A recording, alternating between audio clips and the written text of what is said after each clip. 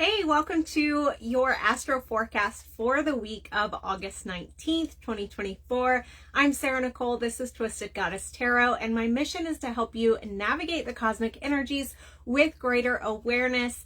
If you are watching right now, you're probably watching the replay. If that's the case, leave a comment so I can come back and say hi to you. If you're new here, we do this every Monday where I chat about what is happening in the skies to bring light to how this week's astrology may affect you. Now, of course, this is going to be at a collective level. How these astrological events affect you personally will depend on how it is interacting with your personal birth chart. So let's go ahead and get started. We have a lot happening this week, but shameless plug before I give you all this juicy astrological information for free like I do every single week.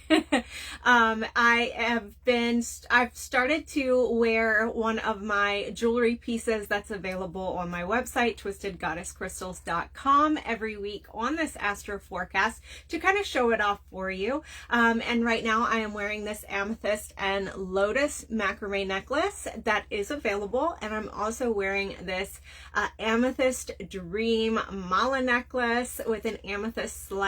It's got two different colors of amethyst. It's got purple opal. Oh, so much good stuff. All right, now let's get into the astrology of this week. Starting out today, Monday, August 19th, we have the full moon at 27 degrees Aquarius. It became full at its peak fullness at 2:26 p.m. Eastern Standard Time, but we're still going to be feeling the energy all today and a little bit into tomorrow as well as that full moon moves into Pisces. So the full moon marks the peak of the lunar cycle. It occurs when the sun and the moon form an opposition sitting exactly across the zodiac from each other. So this opposition aspect really calls for a balance, while it also mirrors energy, confronts hidden energies, and makes the subconscious conscious. So right now we have the full moon in Aquarius, which means the sun is in Leo in its sister sign, right? And so when we look at astrology based on the duality of these two signs, Leo represents our personal creations, right? What we personally create, what I create alone, on my own. Whereas Aquarius very much represents what we contribute or create to the group, to the collective. So we're going to be looking at that. So keep that in mind. We're going to be looking at what I personally create and contribute versus what I create and contribute to the group, to humanity, to the collective. So the full moon's themes include illumination, gratitude, and celebration. So illumination, it's often said that when the moon is full, your emotions and your intuition are often supercharged. And you guys, even people who are not big into astrology recognize that the full moon does this. My sister is an overnight ER nurse, and she's always like, oh no, it's a full moon, the ER is going to be crazy, right? Because the emotions are supercharged, okay? So this is due to the principle as above, so below. Imagine that you have a night light on in your house, and that's why you don't stub your toe when you're walking through. And the full moon is as if the universe left a night light on for us. We can see, right? So take this time to really sit in meditation. We can see not just with our eyes, right, but with our eye, with our third eye, so we can see more. That's why it has this illumination. So the full moon is as if the universe is leaving a night light on for us. Take this time to really sit in meditation, ask for illumination on any topics that you may not be able to see clearly, right? So this is a really good time to seek illumination on things that have been foggy or unclear, or you haven't been able to see clearly or see straight. Gratitude and celebration is another theme of the full moon. While the light of the moon is at its fullest, it is a really great time to look around and notice what is full within and around you as well. and to celebrate that. Also, any crystals, any water, any other spiritual tools that you're going to charge under the full moon will hold the energy of power and of success. So while you can choose to celebrate, give gratitude, and ask for illumination around any area of your life under this full moon, it can really be extra potent if you focus your energy towards the area of your life that this particular full moon is activating for you personally. This can be done by looking at your birth chart and seeing what house 27 degrees of Aquarius is in your birth chart, and then centering your full moon practice around the area of your life that corresponds to that house. If that sounds very confusing and you don't know how to do any of that, I can also do this for you each full moon in my monthly full moon reading, which combines astrology, tarot, and oracle cards. As the full moon was today, if you didn't order one yet, you'll have to wait until the next full moon to get one. September's full moon, which is going to be an eclipse, which is available now to order on my website. It'll say September's full moon reading.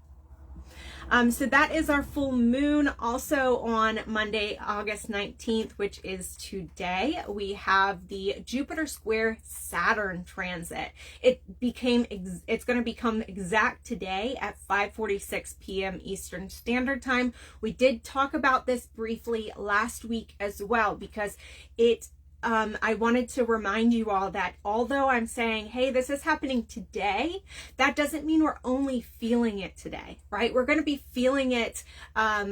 It depends on the planet. Some planets are very quick moving, right? Like the moon we just talked about, she changes signs every 2.5 days. And so the full moon, we only really feel for about 3 days. Okay. Whereas some of these slower moving planets will feel those energies for weeks, sometimes even months, right?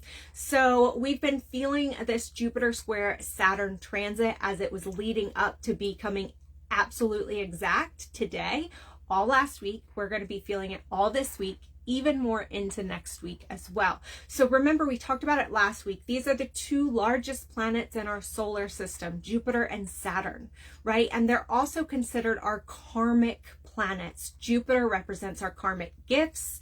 Saturn represents our karmic debts. Jupiter also represents our idealism, optimism, growth, abundance, amplification, right? While Saturn represents our earthly limitations, our realism, our responsibilities, the limitations that we have to overcome, the hurdles that we have to jump, right? So we only get a Jupiter square Saturn transit about once every 10 years. So this is not something that happens all the time. So this is a big deal that we're experiencing today and feeling it still all this week. This is really going to be a time, because a square aspect is a tension. It creates tension. Think about turning a 90-degree turn. That's a hard turn to make, right? And so it creates tension, and they kind of are battling each other to see who's going to win, if that makes sense. It's the best way I can explain it. So right now we're going to be looking at Jupiter versus Saturn. We're going to be looking at our ideals versus our reality. We're going to be looking at our desired growth versus our desire to stay stable and safe and in our little box, right? It's going to really be a push-pull energy that you have probably already been feeling last week, and you're going to be feeling it again this week. So just know that if you're feeling that kind of push-pull energy, like I want to grow, but I also want to stay in my comfort zone. Oh, I have all these big ideas, but also like this, I have these limitations as well. If you're feeling that push-pull energy between these two, that is so natural. It's not just you. You are not alone, and it will pass. But while you're in it, really use it to evaluate, because Jupiter and Saturn, they're karmic counterparts, right? Our karmic blessings and our karmic debts. And so it's a really good time to look and see, are they balanced in your life in the way you're expressing that energy? Or are they out of balance. Okay, so this is a really good time to look at that. Some of us are in the clouds a little too much, a little too idealistic, right? And maybe need to come down and say, hey, you know, we are meat sacks and we do have some limitations, right? Whereas some of us maybe are a little bit too grounded and a little bit too attached to our earthly limitations and our earthly bodies, and maybe need to go up in the ethers a little bit more. Okay, and so just really look at that for you, and where are you at? Where is that balance at for you? And try to even that score out so you don't get you don't feel that push-pull as much, right?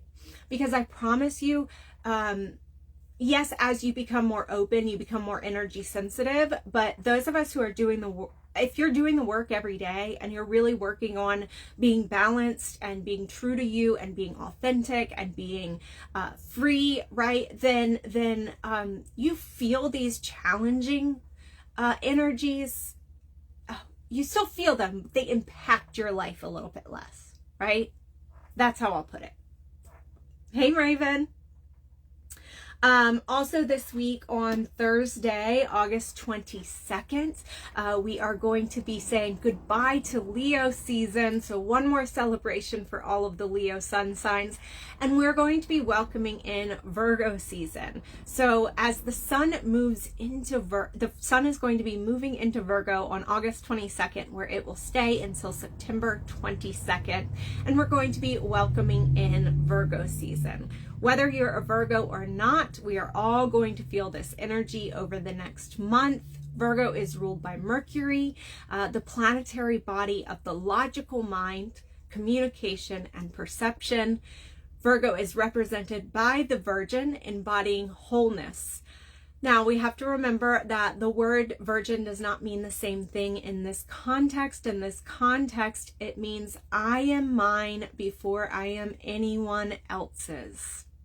I am whole as my own, right? So in tarot, Virgo is represented by the Hermit card. Ooh, Raven. I'm so glad you said that. August 22nd is my birthday, and Raven is a Leo sun sign, right? I believe you are. And so her birthday is August 22nd. And so, but you just heard me say August 22nd, the sun is going to move into Virgo. So a lot of people might hear me say that and might be a Leo sun sign and might have a birthday on August 22nd. But they might hear that and go, wait a minute, am I actually a Virgo then? And so I'm so glad you brought this up, because this is where the sun does not move into the sign on the same exact day every year, nor does it on the same exact time every year. So some years the sun may have not moved into Virgo until August 23rd. Some years the sun moved into Virgo on August 21st, right? And so it depends on the year. And that's why having your birth chart done is a much more accurate way to find out what sun sign you are, especially if you're on a cusp. I say that because you're not really on a cusp. You are one sun sign or the other. Based on the time and the exact date and the exact time that the sun moved into that sign that year will determine. So it's based on the year you're born. So you can absolutely still be a Leo and be born on August 22nd. You can absolutely be a Leo still and be born even a day before or a day after that, depending on the year. So that's why it's really important. So that's why sometimes when you see the date ranges, when you look up the sun sign, the horoscopes and stuff, and it'll say the date ranges, and then another website will say a different date range, and another website will say a different date range. That's because they are just averages, because it really depends on the year of the exact minute that that sun is moving into the next sign. Okay, so I like to give that PSA as much as I can. I know I've done reels about it in the past, I've made posts about it in the past, but as much as I can, I like to share it, because that is something that still isn't known by everybody, right? So, hey Stina, happy full moon. So in tarot, Virgo is represented by the Hermit card. And this reminds us that taking time away from the chaos to do some inner reflection and come back home to your wholeness and your own wisdom is often needed. As the sun moves into the constellation of Virgo, you may feel more independent, more efficient, and more apt to take the journey of self-discovery and tap into your own inner healer. So the challenges of Virgo season, though, because every placement has a higher expression and a lower expression. Every sign has its gifts and also its challenges. The challenges of Virgo season include perfectionism. Remember that perfectionism is simply a mask for insecurity and fear.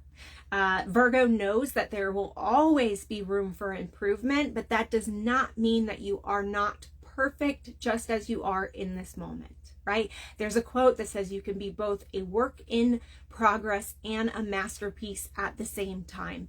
And that always reminds me of something to remind yourself of during Virgo season, because we can get very hypercritical with Virgo energy. If you've been working towards intuitive or empathic development, Virgo season is a perfect time to ground those concepts into your being, practice utilizing your intuition and your empathic abilities and in your practical daily life to really honor Virgo season. Lastly, Virgo season offers us a chance to get organized and fix what's not working. It's also a time to get back on schedule after the summer fun that Leo brings. I believe that it's no coincidence that this is the time of year where kids return to school, right? Return to schedule. It mimics astrology, whether intentional or not.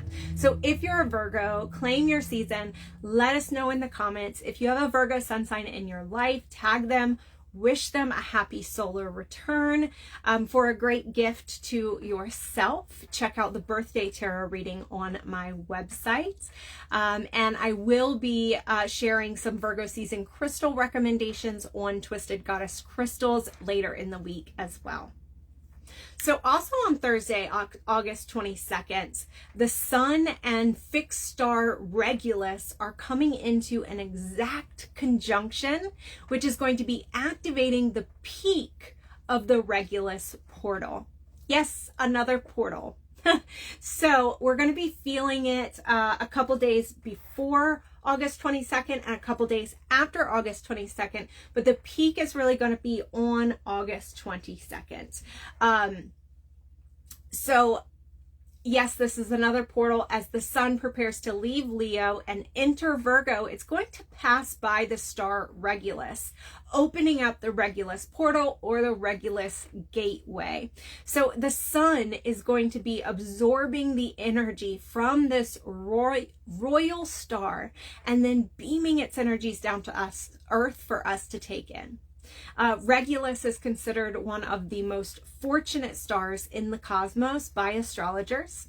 If you have personal planets near this fixed star in your chart, then Regulus is said to be activated in your chart, and it's supposed to indicate that you have greater opportunities for success.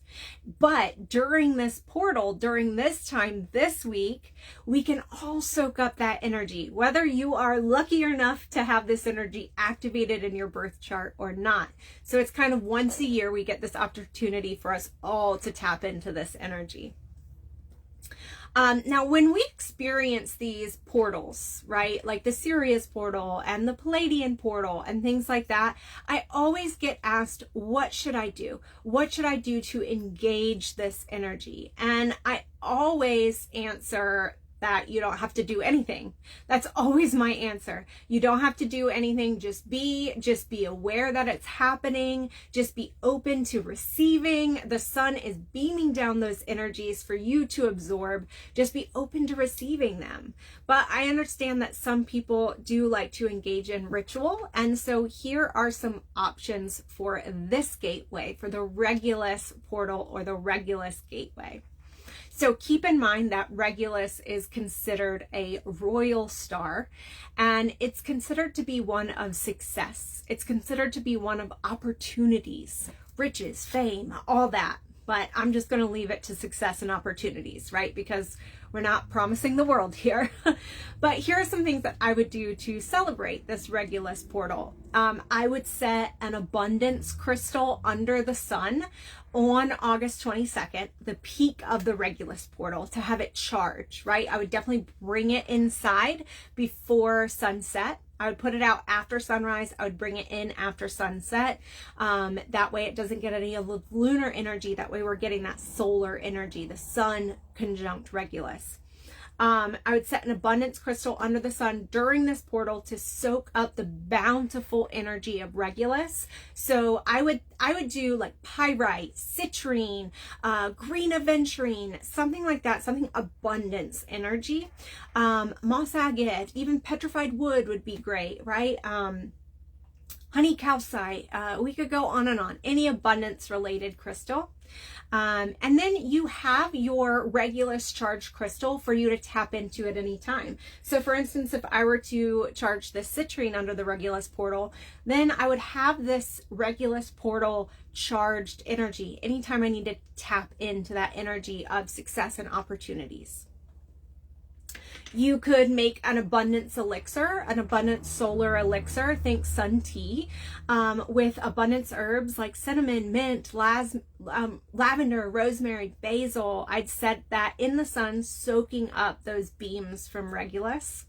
I would practice gratitude, right? As gratitude attracts more to be grateful for. I would make a list of the top 3 opportunities that you would like this portal to open the doorway to.